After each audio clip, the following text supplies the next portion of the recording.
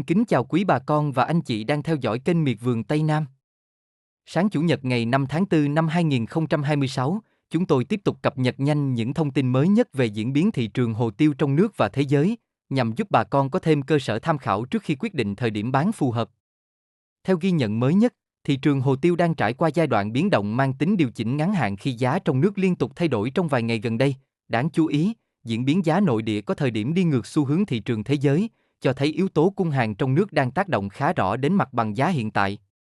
Ở góc độ chuyên gia nông nghiệp, nguyên nhân chính đến từ việc nguồn cung hồ tiêu bước vào giai đoạn cao điểm thu hoạch tại nhiều khu vực trọng điểm như Tây Nguyên và Đông Nam Bộ. Khi lượng hàng đưa ra thị trường tăng lên trong thời gian ngắn, áp lực bán có thể khiến giá xuất hiện những nhịp điều chỉnh cục bộ. Tuy nhiên, đây là diễn biến mang tính chu kỳ thường gặp trong mỗi vụ thu hoạch và chưa phản ánh sự suy yếu của nhu cầu tiêu thụ dài hạn.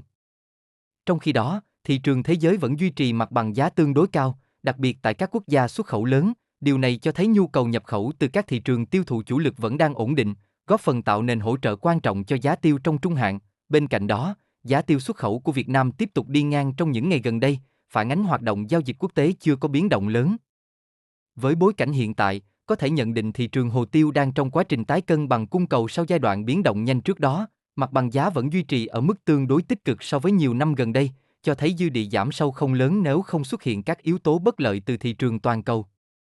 Trong ngắn hạn, giá tiêu có thể tiếp tục dao động trong biên độ hẹp do tâm lý thận trọng của cả người bán lẫn doanh nghiệp thu mua. Vì vậy, bà con nên tiếp tục theo dõi thêm tín hiệu thị trường trong vài ngày tới, tránh bán ra ồ ạt khi giá đang trong giai đoạn điều chỉnh kỹ thuật, đồng thời cân nhắc phân bổ thời điểm bán hợp lý để tối ưu hiệu quả kinh tế. Sau đây em xin cập nhật chi tiết giá thu mua hồ tiêu trên thị trường thế giới, thị trường xuất khẩu của Việt Nam và thị trường trong nước, tại một số khu vực trọng điểm, để bà con mình tham khảo, đi đến quyết định giá bán cho vườn hồ tiêu của nhà mình nhé. Giá hồ tiêu xuất khẩu Việt Nam. Tiêu đen loại 500g trên lít, 6.000 đô la trên tấn. Tiêu đen loại 550g trên lít, 6.100 đô la trên tấn.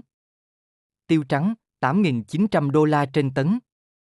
Giá tiêu xuất khẩu Việt Nam duy trì ổn định trong 1 đến 2 ngày gần đây. Giá hồ tiêu thế giới. Indonesia. Tiêu đen, 7.115 đô la trên tấn. Tiêu trắng, 9.374 đô la trên tấn. Brazil. Tiêu đen, 6.150 đô la trên tấn. Malaysia. Tiêu đen, 9.300 đô la trên tấn. Tiêu trắng, 12.200 đô la trên tấn. Giá tiêu thế giới vẫn ở mức cao và chưa có biến động mới. Giá hồ tiêu trong nước. Đắk Lắk, 139.000 đến 140.000 đồng trên ký. Đắk Nông, 138.000 đến 139.500 đồng trên ký. Gia Lai, 138.000 đến 139.000 đồng trên ký. Phú Yên, 138.000 đến 139.000 đồng trên ký. Kon Tum, 138.000 đến 139.000 đồng trên ký. Đồng Nai, 140.500 đồng trên ký. Lâm Đồng, 140.500 đồng trên ký. Bình Dương, 140.500 đồng trên ký. Bình Phước, 140.500 đồng trên ký.